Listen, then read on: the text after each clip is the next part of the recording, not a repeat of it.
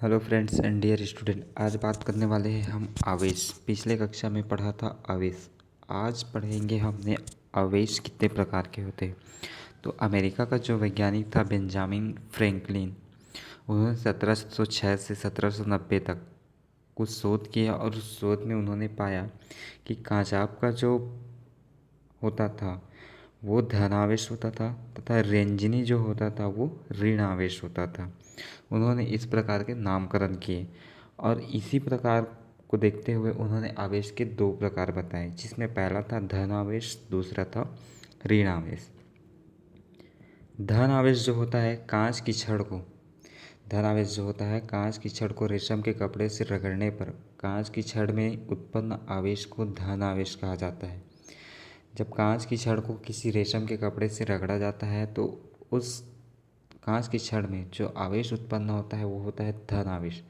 दूसरा है ऋण आवेश। ऋण आवेश जो होता है वो एनोबाइट की छड़ को ऊनी कपड़े या बिल्ली के खाल से, ऊनी के कपड़े जो ठंड के दिनों में हम स्वेटर वगैरह पहनते हैं वो ऊनी कपड़े, उस कपड़े से या बिल्ली के खाल से रगड़ने पर जो एनोबाइट के छड़ में आवेश उत्पन्न होता है उस आवेश को ऋण आवेश कहते हैं।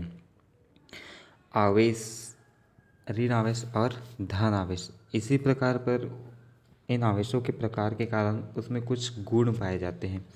जो गुण या उसकी प्रकृति कुछ भी कह सकते हो, जैसे कि सजातीय आवेशों में प्रतिकर्षण तथा विजातीय आवेशों में आकर्षण।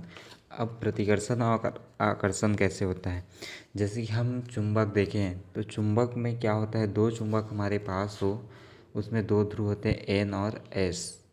तो जब एन ध्रुव को ले जाया जाता है तो चुंबक में प्रतिकर्षण होता है, या एस ध्रुव को ले जाया जाता है तो उसमें भी प्रतिकर्षण होता है। परंतु जब एन और एस ध्रुव को संपर्क में लाया जाता है तो वो एक दूसरे में क्या करते हैं, आकर्षण होने लगता है। तो ये होता है आवेश के जो होता है वो।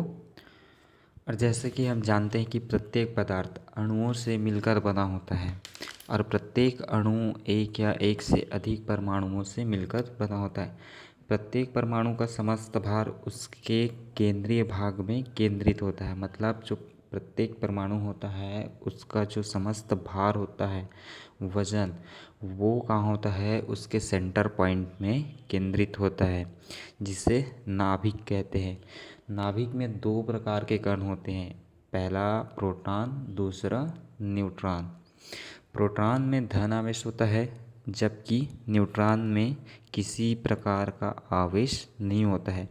नाभिक के चारों ओर इलेक्ट्रॉन विभिन्न स्थिर कक्षाओं में चक्कर लगाते रहते हैं और नाभिक के जो बाहर कक्षा को होता है SPD, F जो पढ़ते हैं, उसमें इलेक्ट्रॉन क्या करते रहता है, लगातार घूमते रहता है।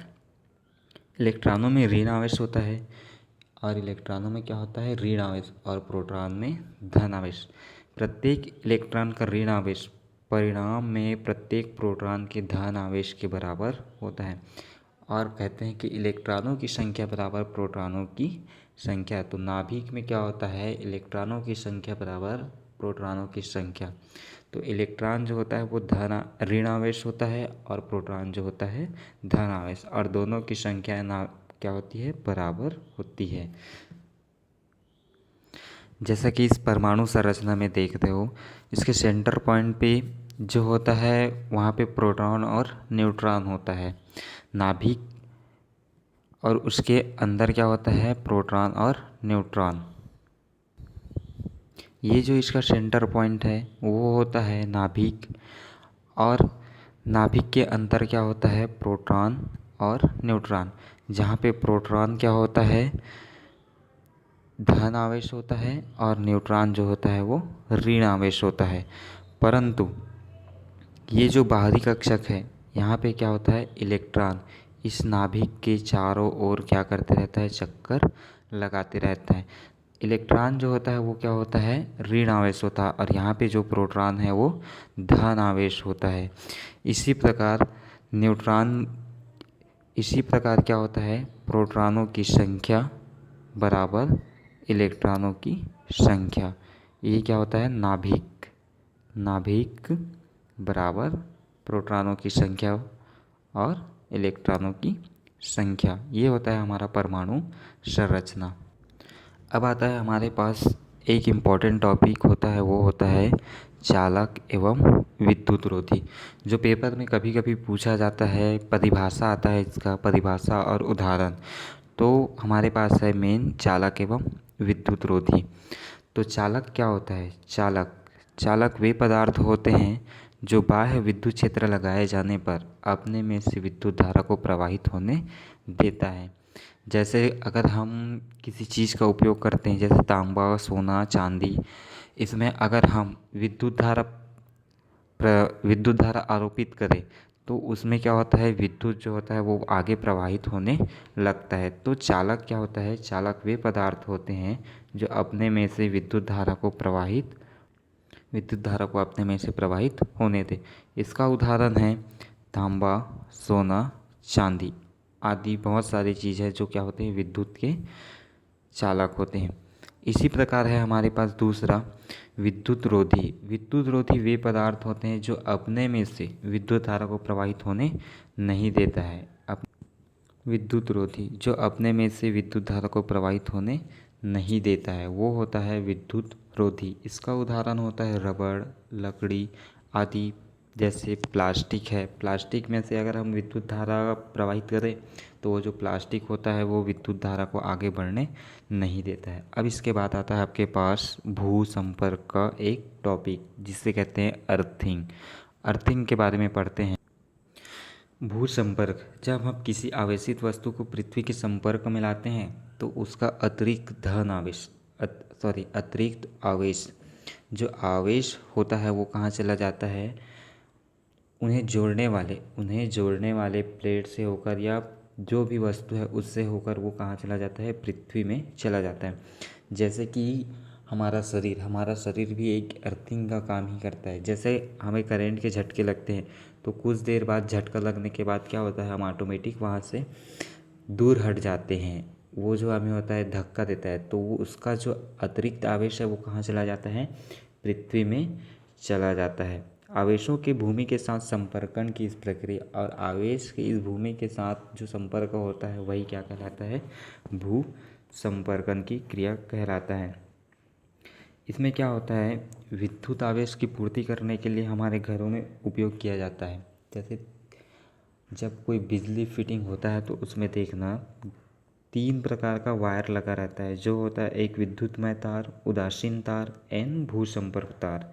जिसमें पहला होता है विद्युतमय तार, जिसको हम फेस बोलते हैं। उदासीन तार मतलब एक न्यूट्रल जो उसे कंट्रोल करता है। दूसरा होता है भू संपर्क तार, अर्थिंग कहलाता है वही, जो क्या होता है, उसमें एक तांबे का प्लेट डाल के ज़मीन के अंदर गड्ढा करके उसके ऊपर कोयला और नमक को क्या कर दिया जाता है? पृथ्वी से जोड़ दिया जाता है, जिससे जब अतिरिक्त आवेश उत्पन्न हो तो वो अतिरिक्त आवेश कहाँ चला जाए? उस पृथ्वी के अंदर चला जाए। जैसे विद्युत उपकरणों में देखना फ्रीज, रेफ्रिजरेटर और हमारे पास होता है आयरन। उसमें 3 प्रकार का वायर लगा होता है, जिसमें एक होता है फेस, दूसरा होता है न्यूट्रल और तीसरा जो होता है वो अर्थिंग,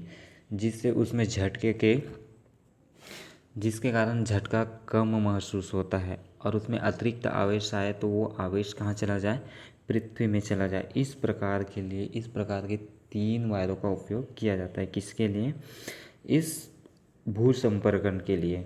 विद्युतमय तार को देखना हमेशा लाल तार से, उदासीन तार को काले रंग के तार से एवं भू संपर्क के तार को, अर्थिंग वाले तार को हमेशा हरा रंग से लगाया जाता है। लाल रंग हमेशा खतरे की निशानी होती है, इसीलिए उस विद्युतमय तार फेस में लाल रंग का उपयोग किया जाता है तथा उदासीन तार को काले रंग और भू संपर्क वाले या पृथ्वी से संपर्क करने वाले तार को हरे रंग से प्रदर्शित किया जाता है। अब इसके बाद आता है आपके पास एक सबसे इम्पोर्टेंट टॉपिक जो आपके पेपर में बहुत ज़्यादा महत्व रखता है, वो है कूलाम का नियम। तो आगे पढ़ेंगे कूलाम का नियम। कूलाम का नियम क्या कहता है? किन्हीं दो आवेशित मतलब प्रतिकर्षण या आकर्षण बल, लगने वाले आकर्षण या प्रतिकर्षण बल उनके परिणामों के गुणनफल के समानुपाती तथा उनके बीच की दूरी के वर्ग के व्युत्क्रमानुपाती होता है। ये नियम जो होता है एग्ज़ाम में बहुत ज़्यादा आने के चांस रखते हैं। अगर पिछले 2 साल की बात करें तो नहीं आए हैं, परंतु उससे पहले लगातार है, तो इसके बारे में चर्चा करेंगे।